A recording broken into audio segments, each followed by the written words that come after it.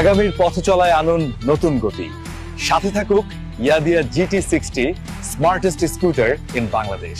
নতুন প্রযুক্তির GT60 scooter, waterproof technology, 1500 watt motor, smart app control, reverse parking, high traction tyre এবং TTFR graphene battery সহ একাধিক smart feature.